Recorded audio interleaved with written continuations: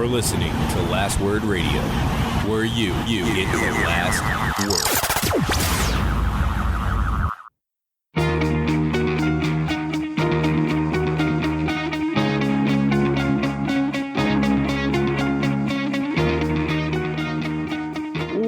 Welcome to the Fourth Line Podcast, part of the Alberta Podcast Network, powered by ATV. This is March the 2nd, 2020. With you today is myself, Carl, and Stevie Nick. Carl, I don't know how professional hockey players travel as much as they do, or any professional athlete for that matter. You know what? I don't know. Is it travels get you down today? I took one flight today, and I'm like destroyed. I'm like, oh man, I need to get to bed. And you did it during the day, not like at 11 o'clock at midnight. Yes, absolutely. Granted, I was traveling with a 4-month-old, which they don't have to do very often. But true. I mean, some players are probably very comparable to a 4-month-old. Yeah, probably. Stop crying, put down the bottle, and get over here. Over here. Oh, that's funny. Yeah, I'm wiped, man. I can't imagine like going to a morning skate now. Well, that's why they're canceling morning skates, Nick. Hey. Now you figured it out. There's no need. Because you were in Florida. I was. Home of the Florida Panthers and also the Tampa Bay Lightning. Yes. And they're in the Atlantic. They have to fly to Toronto. Yes. Could you imagine being them when Winnipeg was still in their division? Oh my season? Goodness. That would be off in like winter. Yeah. Like no wonder no one wants to go to Winnipeg. It's so nice in Florida. The weather was just beautiful. So you understand why Roberto Luongo's like, look, Vancouver, I'm done. Yeah, absolutely. Well, glad to have you back. Glad you made the trip. Glad you're still awake for this episode. Much less for us to get to than last week, but certainly still a lot to go through. We've got some debriefs from the week that was. The things that didn't get got to last week will get got to this week. Yes. The Elimination Station will happen again. The triumphant return. NHL general manager meetings are happening. Actually, in Florida, they took that same flight you just did the reverse of. Oh, poor guys. And we'll get to all of that. But first, Nick, one thing that, again, we talked about it last week. We almost had to have another emergency backup podcaster situation on our hands with your aforementioned travel. We did. The weather here in Toronto has been a little spotty. So I was like, Carl, in case I don't make it back, I might not make it back. And much like the NHL, we have a protocol when one of us isn't going to be there. It's called we text the other person and say, hey, I might not be there. Yeah, and you know what we discovered? That protocol works. Yeah. NHL general managers found out the exact same thing this week. They decided that they are very content with the way that it works. Colin Campbell said that in regards to the David Ayres story, he called it a good human interest story. And he said the process works and their general managers are fine with where it's at right now. Do you think that there should be a better situation than having, like, obviously, right? We all fell in love with the David Ayres story. He got the win against his employer. Which doesn't always happen. You don't always get that win, right? Yeah. You're asking for that extra vacation day, which we talked about this week. Did he get paid time off to go promote the Carolina Hurricanes this week? I don't know. If I was MLSE, I wouldn't be happy about this situation. Because, like, could you imagine, Nick, if you were down on a trip this week and you were down there just promoting a different company than the one you work for, like a competitor? It's pretty wild. I mean, like, they are in the revenue sharing business, so I guess, any additional revenue the Canes make, the Leafs also get a cut of. But it's being promoted in a way that doesn't look good on the Leafs. because they're not anywhere, right? They shoved that number 90 Carolina Hurricanes jersey on him, and he's out there. They're not showing him in his Marlies pads. So my theory is this guy had to take vacation time. Like he actually had to take vacation days. Which, like, so do they have to bring in like an emergency backup Zamboni driver now? I'm sure they've got more than one Zamboni driver on staff.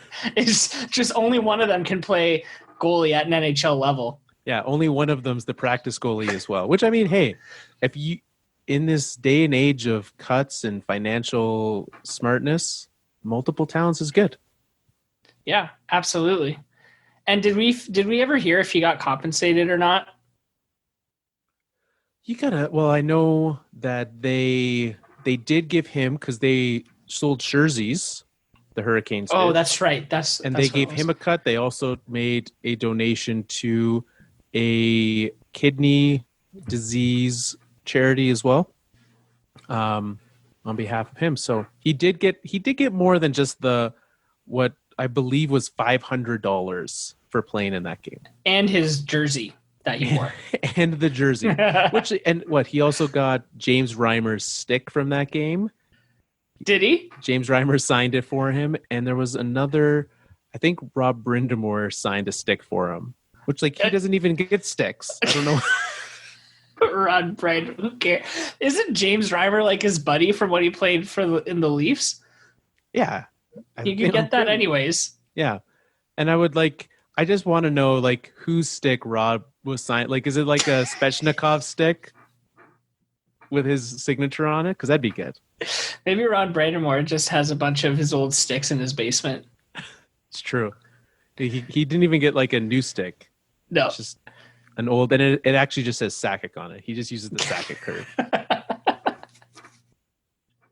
Well, anyway, so are you, all that aside, do you think that NHL teams should have the ability to carry a third goalie with them, or are you content having the chance to be an NHL goaltender yourself someday?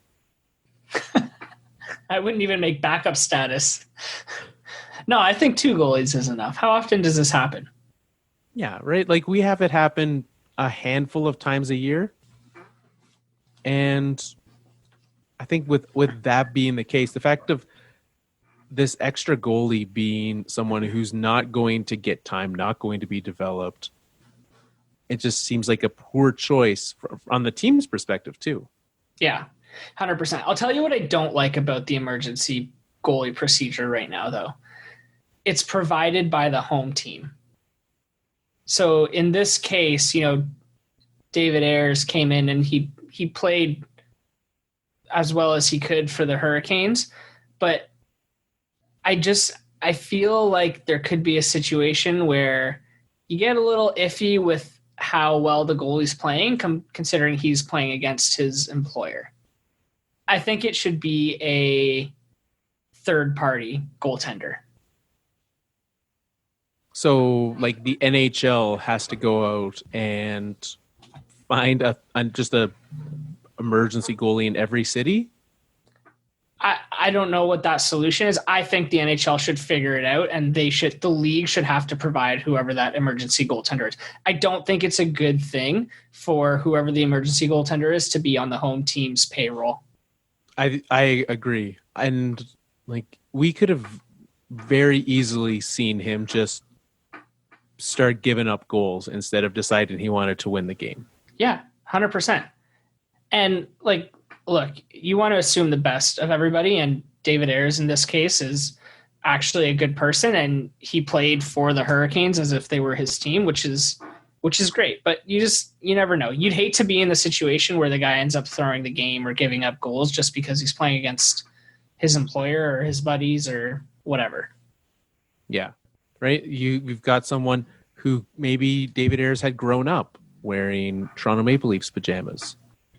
And then that would have happened. Yeah, I do agree that would, and it doesn't seem like a good solution to have, like, the league do it, but it also doesn't seem like a good solution to have the team do it.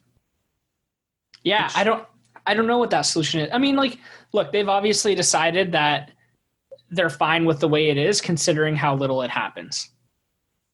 Yeah, I would think, even if you the very quick solution, now that you've pointed this out to me, that I could think of is like reach an agreement with one of the closest minor league team. So maybe it's, obviously the AHL gets even iffier because a lot of those guys are on like a 2-way deal or something like that. But even like the ECHL, to have some sort of a deal like that where you can call that guy up and have him be there. I don't know, for whatever the NHL, if the league does it, look, you give this person access to all 41 home games. They have to be in the arena. Obviously they can't be there, like as a regular spectator crushing ginger ales in the on the concourse, but you give them access to the games, give them 2 tickets, whatever, to every game, and tell them, look, if we need an emergency goalie, here's where you got to go, and here's how you report to it. Although I would have loved it if David Ayres also came out wearing his Canes jersey, but just had nacho cheese all down the front of it. Right? There were jokes like after he let those 2 goals in, I was thinking, how many hot dogs does this guy have out there? Yeah. I mean, good for him. I would be too.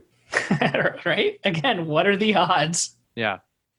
Well, trade deadline is over, Nick. Last week we spent it, and somehow I was actually, kudos to us on how many trades we got to last week. Yeah, I'm just going to pat myself on the back for that one. It felt like we had just flown overnight on an NHL trip. Yeah, it did. And it was only an hour, so. Did we keep it to 60? That's pretty good. It was like 67, I want to say. So pretty kind of on par. Yeah. I have no regrets. No, absolutely not. What we didn't get to, and some of, what happened, it's hard to really say the impact of some of these trades, and even more so the non-trades that we saw. And one of the big non-trades came with a fairly upset Joe Thornton this week. Obviously, not a spring chicken. And far from it. far from a spring chicken. And his career, his chances of winning the Stanley Cup are getting smaller and smaller. And I think every year he asks himself the question, am I done? Right? That's why he's signing 1-year deals and just not committing to anything. Yeah. But was very committed to San Jose. They did not trade him. They're obviously out of the playoffs. A little upset from Joe that he did not get moved to a contender. I mean, I think I would be too. I was kind of surprised, to be honest, to hear the rumors before that they were considering it. But if he asked for it, they should have made it happen. I mean, he looks over and Marlowe gets traded. Marlowe didn't join the team till November or December or something. How could they move Marlowe and not move Thornton? And they got something of, it was a third, but they got something for him. I can't believe they got a third for Marlowe. Yeah, you could get Joe Thornton could easily come back to your team again come September. You don't have to worry about that. He's made it clear where his heart lies.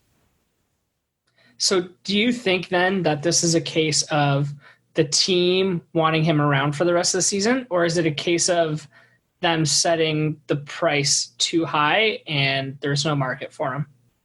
I think it was probably the latter. I think they showed that they were willing to. I mean, Marlowe, longtime Shark, but did leave already. He already, went to Toronto, former Carolina Hurricane as well, and then had that, return. But yeah, I would say that for them,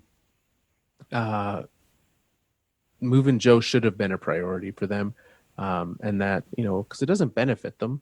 What is an extra 2 months of Joe Thornton going to bring? Not even 2 months, a month and a half of Joe Thornton going to bring to this roster that he hasn't already for the last 15 years.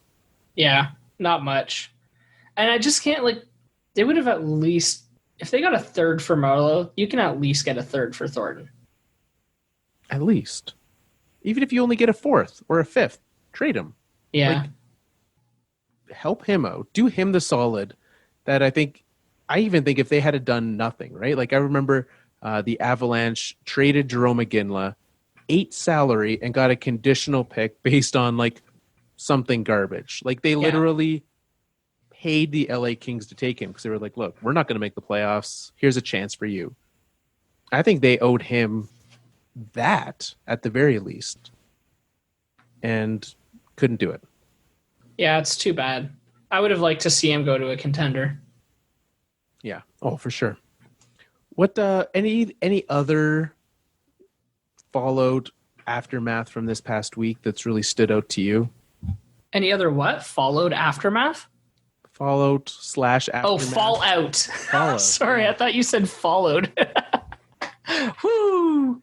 Welcome back to Toronto. Well, the Hurricanes, I don't think have won a game yet. Not the Leafs haven't lost, and the Hurricanes have not won since the emergency backup goalie game. And after all those moves they made at the deadline, not looking too hot. No, currently, well, I guess still out of a playoff spot, right? Like they what were they in just by a point last Monday? Yeah, they're in a wild card spot. Not so likely for that anymore. I mean, I would be surprised if we put them in the elimination station today, but I'm not ruling it out. Not ruling it out, Nick. Fair enough. I don't know what's going on with the Hurricanes. That's too bad. What about you? Any other followed on your end? I think with the Hurricanes, it's a matter of the fact that their goalies are still all hurt. They did have to go to an emergency backup because both of them were hurt. They said today that Mrazek is going to be out longer term than he's already been out. So that's not good. James Reimer's still out. So they've got Anton Forsberg in net, as well as their fourth goalie. Turns out I've never heard of the Carolina Hurricanes' fourth string goaltender before. So shocking.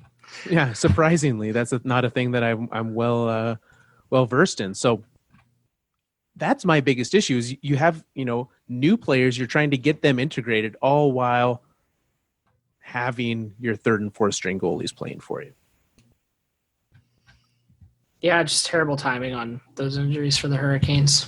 I mean, the Colorado Avalanche, and I did not see who is playing tonight, but I know that obviously they have their own goalie issues, but tonight, will we see the Colorado Avalanche debut of Michael Hutchinson in net against your Detroit Red Wings? I think you will. I haven't read any game previews, but I thought I saw a tweet or a headline or something that said it. Nick, we are. So if the Avalanche are playing Michael Hutchinson in net, and that's probably still better than what the Hurricanes are throwing out there. So. Dude's gonna get a shutout tonight. No, it's not. You know what, Nick? Let's knock on wood there. That's I mean, the Leafs beat him, the Wings beat him with the Leafs. Did they not? I don't think the Wings have beat the Leafs this year. No, well, I'm not sure who he's the Wings beaten. Haven't beat a lot of teams this year, Carl. Oh no, well that is true. He got pulled in a game against the Leafs, and Joseph Wall got the win in that game. So rough. Hutch has had he's had a rough go this year. Yeah, and looking at this roster, that might be preseason. There's a lot of players on this score sheet that are not actual players. I was gonna say I don't remember Wall playing a game this year, but I haven't watched all the games either. No, you haven't watched all the games.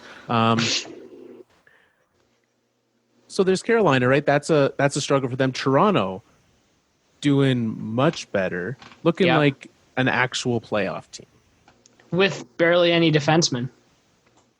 Right. After all of what they've had, they had what? Their defenseman the other night cost them $6.7 million combined, I believe. Yeah. Rough. I think it was after we recorded on Monday, Jake Muzzin went out with a broken hand for like 5 weeks. Morgan Riley's still out. Like fresh off his new contract. Yeah. Jake Muzzin went out and broke his hand. I mean, they are saying Riley and...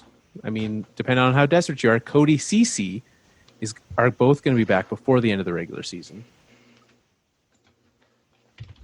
But at the same time, this Leafs decor, right? And I think this is part of why they're doing so well. Like, essentially, all played together under Keefe with the Marlies and won a Calder Cup.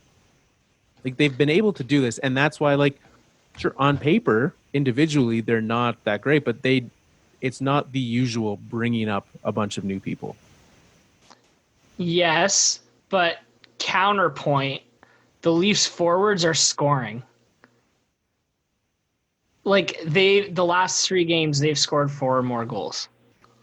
That's a good point, Nick. Yeah, so, yeah, they're winning with these defensemen in, but I don't think that they're winning because of these defensemen. I can get behind that. And, that offense doing it. And do you think that because that game that they lost, embarrassing for everyone. Absolutely. Right? The players were, coaches, like the entire organization except for Zamboni drivers were embarrassed. So was that like the catalyst for this team, or is it just coincidence? There's no way it's just coincidence. I think that is a low point in the season, and I think they knew that. And like to me, that's the kind of game where the coach goes in the room and gives them a talk. The GM goes into the room and gives them a talk. Probably Brendan Shanahan goes into that room and gives them a talk. Like, that's, to me, that's how bad and low and embarrassing that game was. That it embarrassed. It should have embarrassed everyone in that organization right up to the top. See, I don't even think, like, as a coach, I wouldn't even walk in and give them a talk. I would walk in. I would probably get pretty upset. It wouldn't be much of a talk.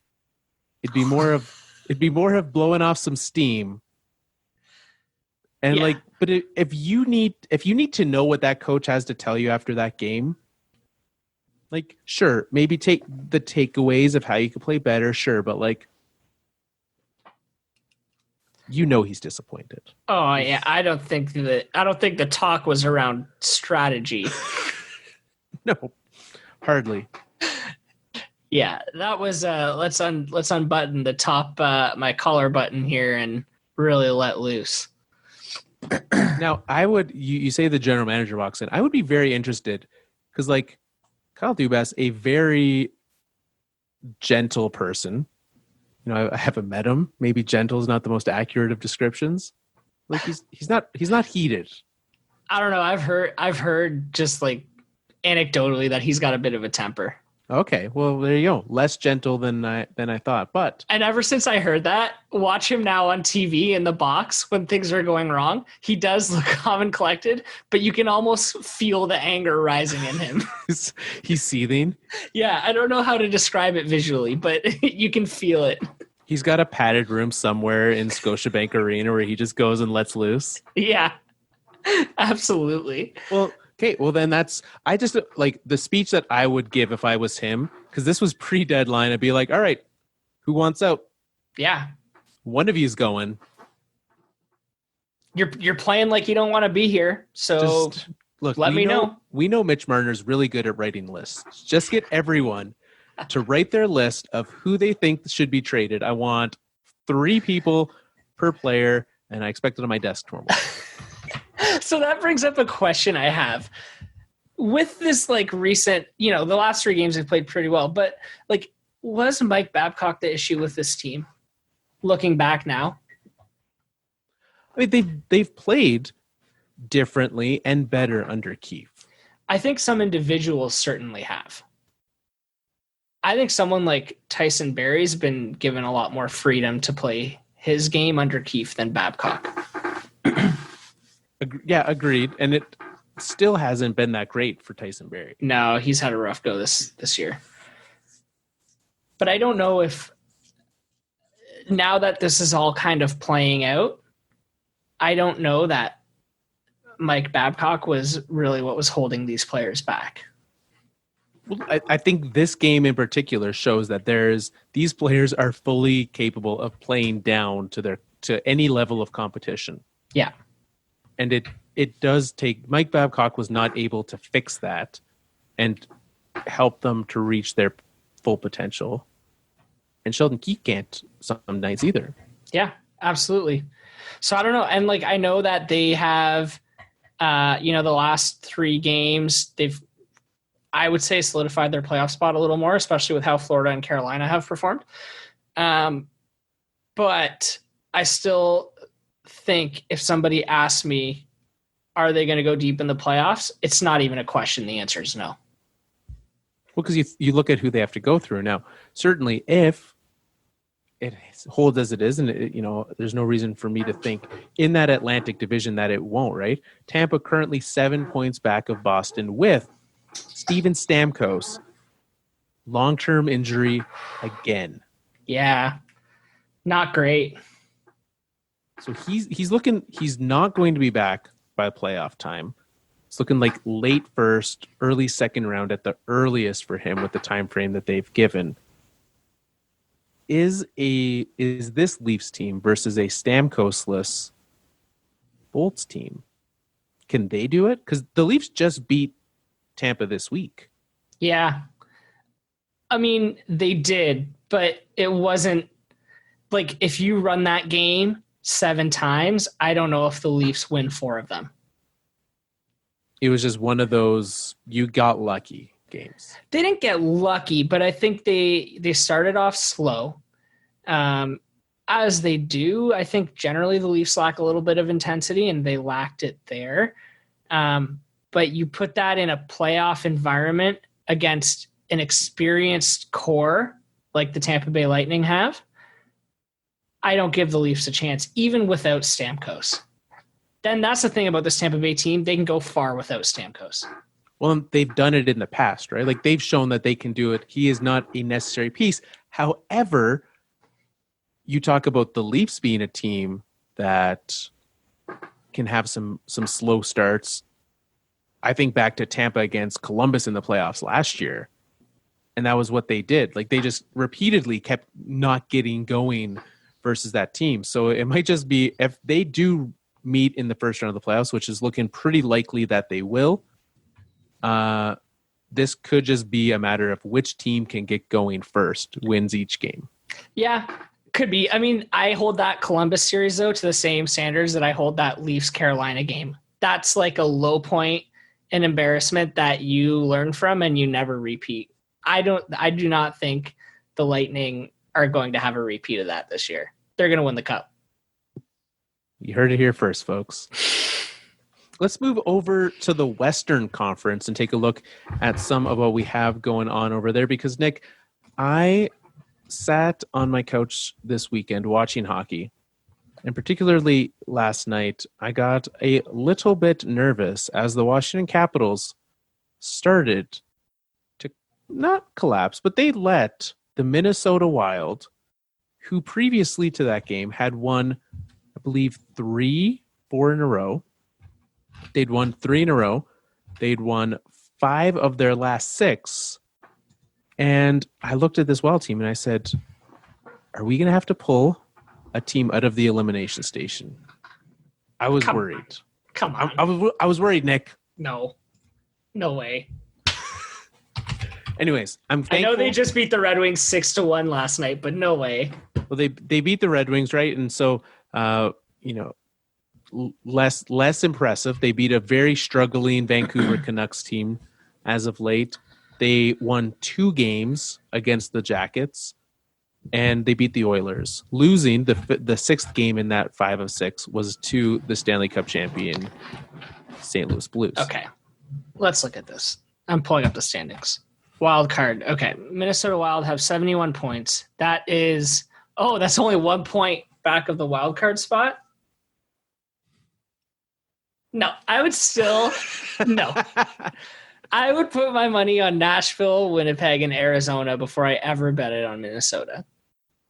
Well, it does help. Nashville does have a game in hand, right? Nashville has 18 games left. Minnesota only 17 with that extra point. So that does help them. Nashville's also been there and done it. Those are some talented players. Absolutely. And Nashville's been playing well too, right? That's two teams that switched coaches recently and have turned it around since then. Which I guess is the point of switching your coach. Just some teams can get their goalies going. Right. We got UC Saro has played fantastic for the Preds during this run.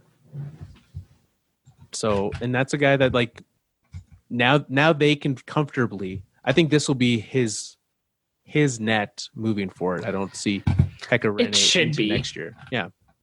I know Pekka Rinne has more goals, but hockey's not only about the goals you can score, Carl. It's about the goals in your heart, Nick. It's about the goals in your heart and those you can keep out of it. Yes. Well, shall we make our triumphant return to the Elimination Station? Let's do it. Since it came up. We took a week off. Slackers.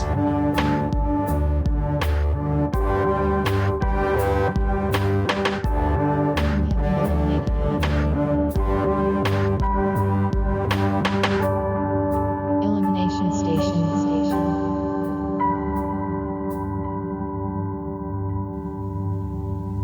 All right, welcome back to the Elimination Station, powered by Park Power. Very thankful. We've got a little extra energy in the Elimination Station this week, Nick, because it just stored up when we weren't using it last week. Thanks to Park Power for supporting us, the Alberta Podcast Network, and the Elimination Station. Head to parkpower.ca where you can find out all the information for utilities in Alberta. They are a fantastic company. Head on over there, find out what they can do to save you money on your utility bills. No one likes to pay more than they have to. And find out the great community initiatives that they are a part of. Parkpower.ca. A reminder, if this is your first time, every week we eliminate a team from the playoffs. We have only ever had to fix it once. Only one team has ever, in the 3 years of the Elimination Station, only once has the team had to come out. And I wasn't sad about it, Nick. Oh, of course you aren't. So, Nick, what do we got? Look, Carl, I'm not in the mood for a fight tonight. So why don't you tell me where you're thinking, and I'll give you my approval. Well, can you remind me who we've eliminated? Yeah, I forgot I was supposed to do that. I actually already have the list up too. Yeah, I saw you. I was like, Nick's ready. We're good. All right. And then you asked me and I got sidetracked. Okay, we have eliminated the Detroit Red Wings, the Ottawa Senators, the Los Angeles Kings, the Anaheim Ducks, the aforementioned Minnesota Wild, the New Jersey Devils, the San Jose Sharks, the Buffalo Sabres, the New York Rangers, and lastly, Les Canadiens de Montréal. That was 2 weeks ago we did that. So I believe, and I'm just trying to recount my numbers here, I believe we have 2 teams in each conference left to eliminate. Is that correct? I don't think that's correct, is it? I think there's still 3 in the East. So we've eliminated 6 teams in the Eastern Conference so far, as long as counting is correct. Yes, Detroit, Ottawa, New Jersey, Buffalo, the Rangers, and the Habs. And we have to eliminate 8. We have eliminated 4 in the Western Conference, and we have to eliminate 7. So we've got 2 left in the East, 3 left in the West. Okay. Unless my quick math is bad, and that is very possible. We also have a bit of a Calder Trophy update, Nick. Cale Makar not playing tonight. Uh-oh. Is he hurt? He's got an upper body injury, and Michael Hutchinson has been a member of the Avalanche for a week and still is playing with a white goalie mask. Oh, the game's on. It is, yeah. All right. Well, while this happens, we'll try to hold it together as much, in a Michael Hutchinson-y way. We'll try to hold this together. You don't want to put up a fight you just want someone eliminated from the playoffs. I don't want to put up a fight, but I need to be able to agree with you on it. Okay, here we go, Nick. This team is on pace for, I'll tell you how many points they're on pace for. They're on pace for 83 points, which is wildly insufficient to get into a playoff spot. I've triple checked my list to make sure we have not eliminated them. I propose the Chicago Blackhawks enter the Elimination Station. Yeah, I don't know how we keep forgetting to eliminate these guys. I honestly thought they had been in there already. Well, welcome to the Elimination Station, Chicago. It's an easy one. And there it is. We've done it. The Chicago Blackhawks. And I think right now it's easier for us to look and say, what can we do to fix this team? Because we've seen what they've done at the trade deadline. I think from this point out, we get to cheat a little bit because we've already seen the moves they've made to add pieces. To add pieces? Or remove pieces, whichever it is that they're doing, right? Yeah. Yeah, I'm just going back over their moves. They added last week TJ Brennan. They sent away Eric Gustafson and picked up a third-round pick. Correct, yep. And, of course, the big one was through Toronto, they sent Robin Lehner and Martin Zirkles to Vegas and received Malcolm Subban and Slava Demon and a second-round pick in return. So they added a second-round pick and a third-round pick. And a third. Which they'd already lost their second. So that got them back into the second round, getting Pittsburgh's pick. Yikes. So that second round pick they gave up for Andrew Shaw, Nick. They're trying to get the band back together. You know, it's not going to be easy, but they're going to do it. So they're back into the second round. So really, they only have one extra pick this year in the draft. And it's that third round pick. They also have lost their seventh round pick. Yeah. So technically, they still just have their 7 picks. But so they've done that.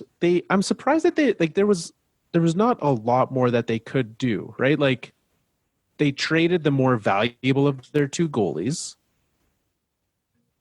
right? Lehner versus Crawford. Yep.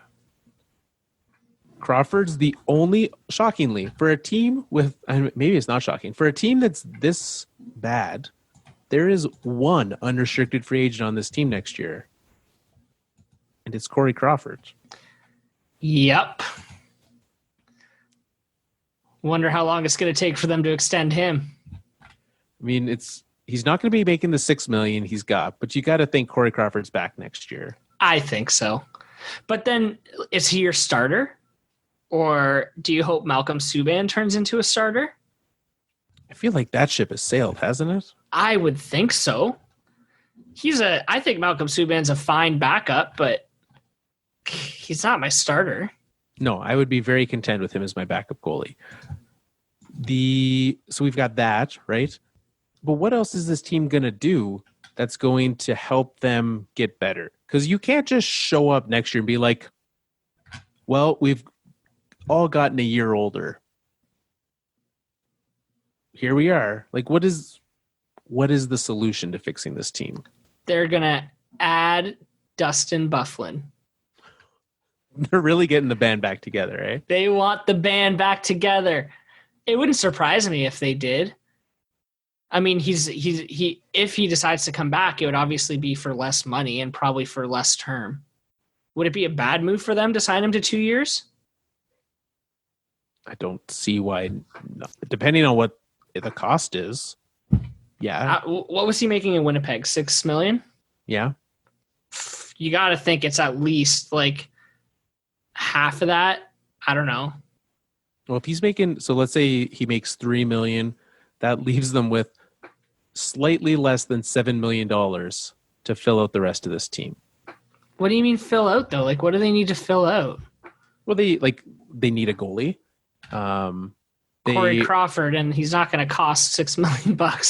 Right. Okay. True. Dylan Strome needs a deal. Okay. That'll probably be what? Max $2 million? Depends if they bridge him or not, but yeah. Okay. So Dylan Strome, that's $2 million. And then like the rest of the fringe. So either they're going to be moving out the likes of like Drake Kajula and Slater Cuckoo, which is one of my favorite names in the NHL. It's a good Doesn't name. get talked about on the show enough. It's a good name. Like unless those guys move out, sure, I'm sure they can find a way to make this happen. But I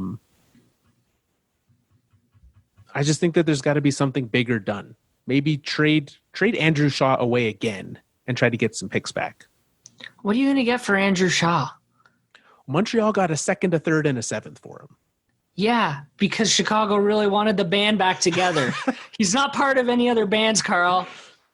I mean, I think that Chicago saw a special value in Andrew Shaw because of the players that he had played with and what he had done as part of those teams. I'm not sure other teams around the league see that in Andrew Shaw. so what you're saying is that extra money they should spend on trading for Andrew Ladd? Get out of here with the Andrew Ladd talk. We're not talking about Andrew Ladd. I still, Nick, I refuse to turn off the player notification for Andrew. Oh my God. When was the last time you even received one? He has been up and down to the Islanders a few times this year, actually, Nick. I believe as your Red Wings score the opening goal in this game. Hey. We've got, Andrew Ladd has been, he's been on the shuttle crew between Bridgeport and the island. Yeah. Well, I don't think the Blackhawks want him. Probably not. And I mean, they shouldn't, right?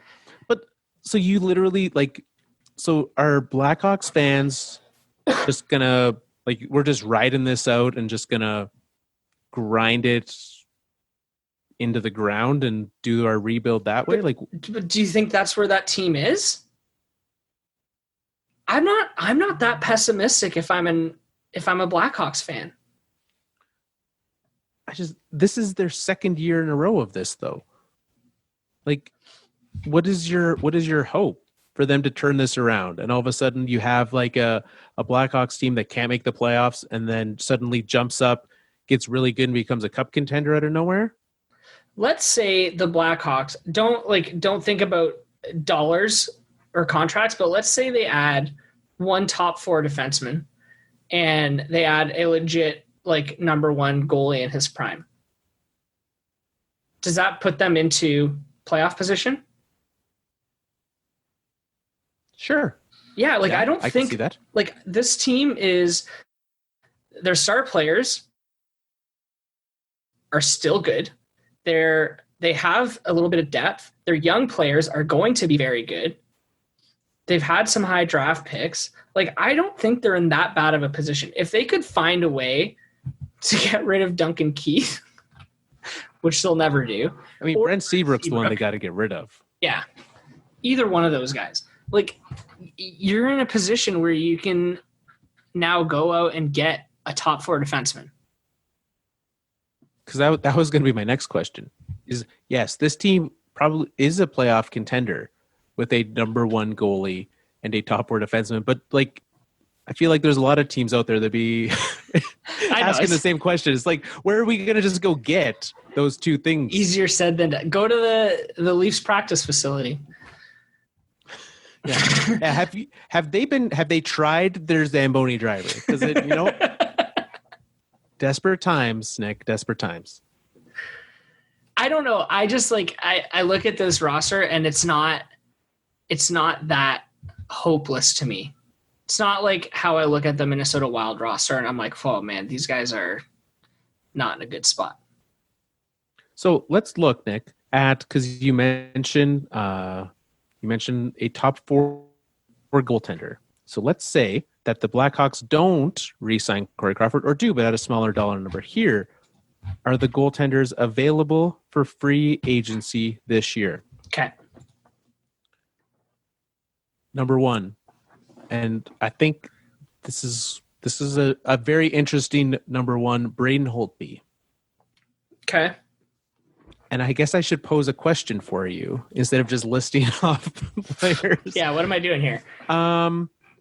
Is this someone that including dollar amounts, what you expect them to sign, is this someone the Blackhawks should try to go out and get? Yes. So you think that on this team, it's worth the other sacrifices you'd have to make to get Braden Holtby? I think so. I think Braden Holtby makes them a playoff team. I don't think he's going to leave Washington, but I don't think so either. Jacob Markstrom. No. And I guess let's do this versus Corey Crawford. So Jacob Markstrom. Okay, so you'd rather Markstrom than Crawford? Yeah. Matt Murray. No, I'll take the experience. Robin Lehner. Yeah. I mean, I think they did that already. So do you think that, I mean, he signed the 1-year deal with them. Now, do they go back and say, hey, we want you for more, or is that ship sailed? It's hard to say, and it really depends on what Lehner wants. But I would if I was Chicago. Yeah, I would as well. I mean, if I would have signed him to a longer-term deal this offseason. Yeah. Well, they wouldn't have gotten a second-round pick if they didn't. It's true. That's true. They would also have a goalie for next year, though. So, I guess, and those are really like of the players that have played a lot. I mean, we've got Jonas Korpisalo in Columbus has played a bunch this year as a free agent. That'd be fine. I'd like Sure. that'll be an affordable deal. Yeah. Then you're into the realm of older goalies that are getting a lot of time, like Mike Smith, Jimmy Howard, Craig Anderson. Yeah, I wouldn't do any of those guys. All people you should avoid. Yeah. Yeah. 100%. All right. Well, do you feel like we fixed the Chicago Blackhawks, Nick? No, but I don't know if we were going to. I don't either. But that said, Kirby Dach, I was surprised that they kept him this year. Yeah. He's played well. He's been fun. Yeah, and that's what I mean. Like they've got some good young talent coming up. Really what these guys need to do, and they've already kind of fallen out of it, but like they got to figure out a way to stay relevant for the next 4 years till these big deals come off, right? It is kind of, yeah. The fact that somehow the aforementioned Brent Seabrook is the only player with still under contract more than 3 years from now. So yeah, they do get out from underneath all these contracts very soon. I mean, you got to think that they want to keep Taves and Kane around, but that number is also going to come down from $10.5 million. So big time, especially for Taves, right? Like it's not going to be anywhere near that. And all of the band will be much cheaper at that point in time. Yeah.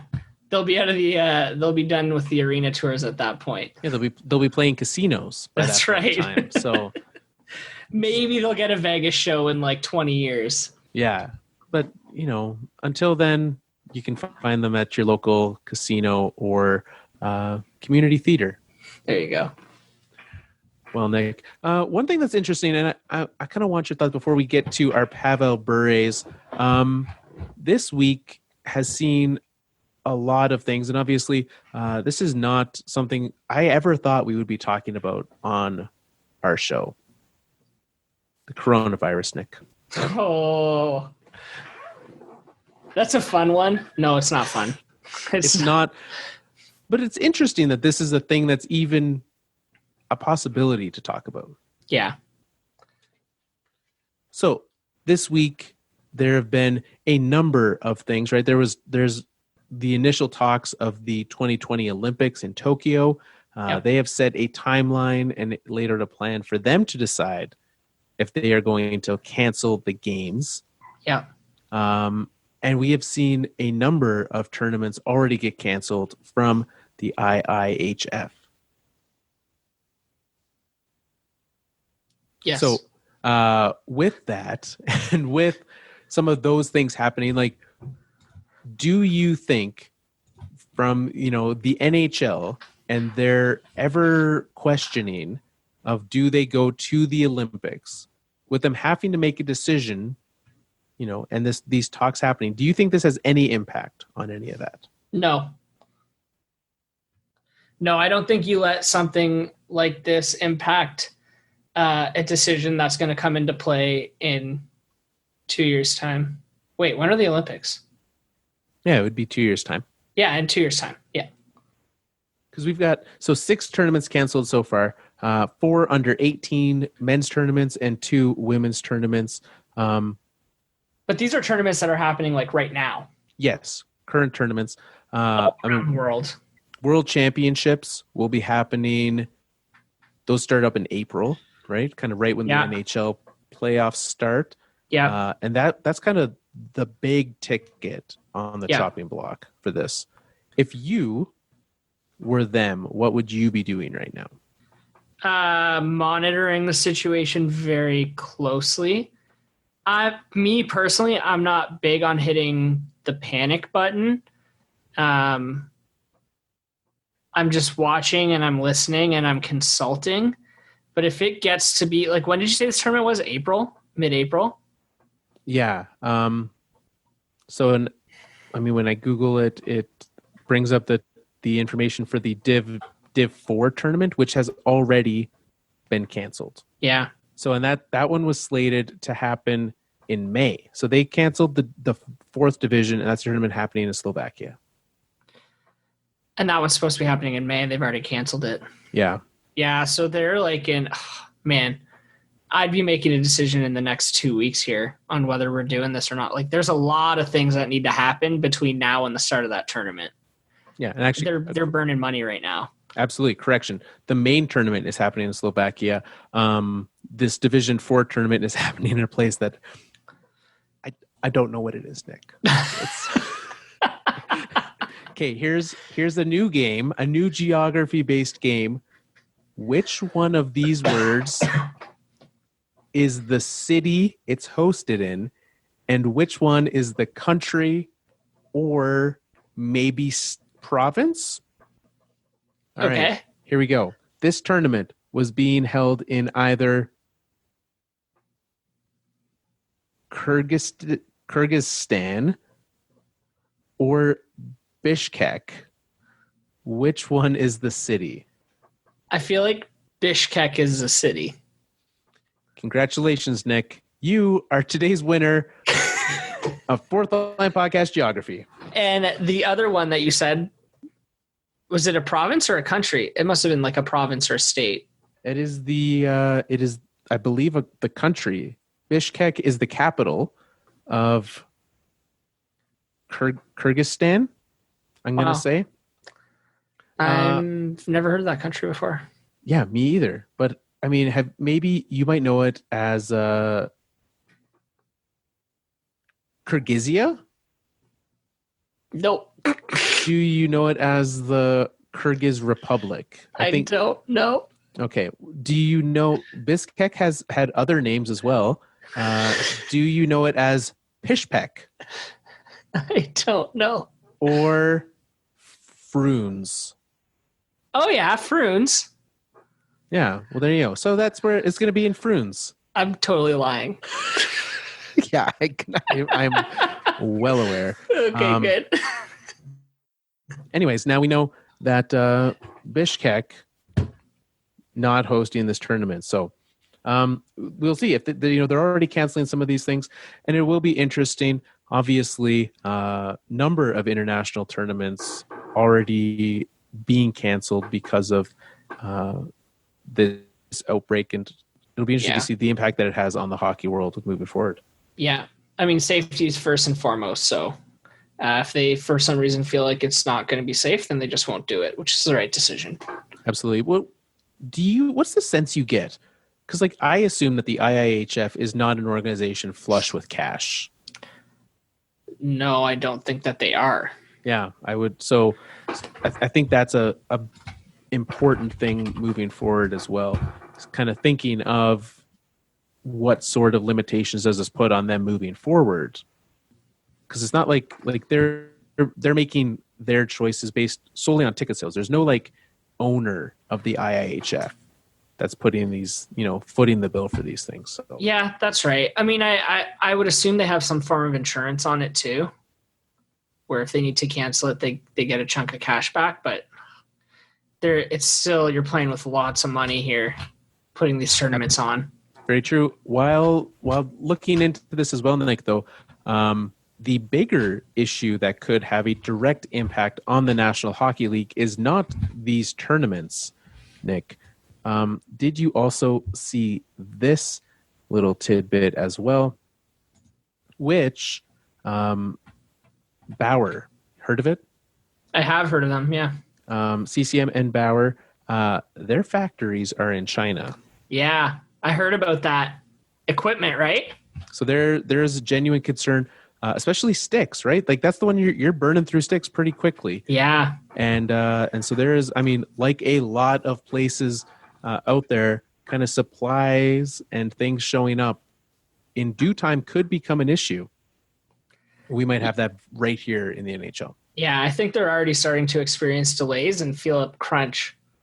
Which, I mean, thanks to our friends at Russian Machine Never Breaks, they did the research for us and tell us that Warrior sticks are made in Mexico.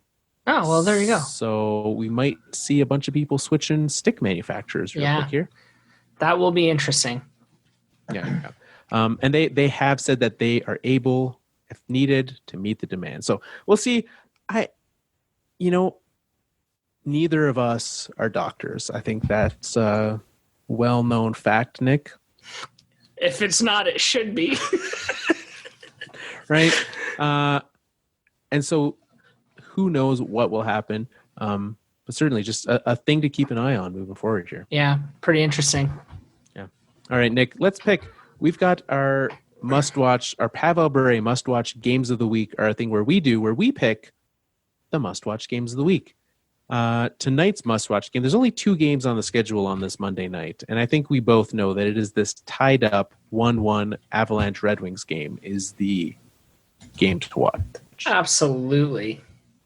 I mean, we're both watching it. We're both fully devoted to the game and to this show. We're giving 200% right now. 200%. So when this game's done, Nick, and you're looking to Tuesday coming up around the corner, what are you going to watch?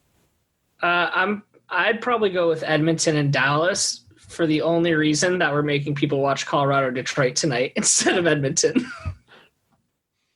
You know what? And that Edmonton game, actually probably going to be a pretty good one. Playing in Nashville, 2 teams in need of some playoff points. So, yeah. But Boston Tampa also play tomorrow.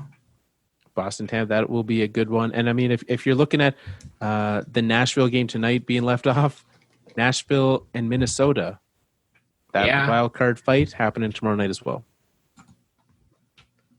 Which Wednesday, 4 games. Oh, I mean, there's a bunch of them. I'm looking at the late game. Arizona, Vancouver. Those are 2 teams. Playoff They're spots. 2 teams. Those are 2 teams, Nick. You know what? One of them hasn't been made up. That is true. Even though nobody really believes in the Arizona Coyotes. I mean, I wouldn't. Did you see the stat? Since trading for Taylor Hall, they have the 5th worst record in the league. Oh, no. Who is a bigger curse on their team, Matt Duchene or Taylor Hall? Taylor Hall. Probably Matt Duchene. They're both pretty bad. Yeah. I mean, could you imagine if they ended up on the same team? Do they cancel each other out, or do they double down? Imagine they cancel each other out and it's just they become a superpower. Yeah. Could you imagine if the antidote for Matt Duchene all along was Taylor Hall? All right. Oh, you're funny, Carl. The 5th. I don't know what day of the week it is. Is that Thursday? It's a Thursday. Thursday the 5th. What are you looking at? Let me go down this list. I'm looking at, I don't know, Washington Rangers. Rangers are chasing a wild card spot.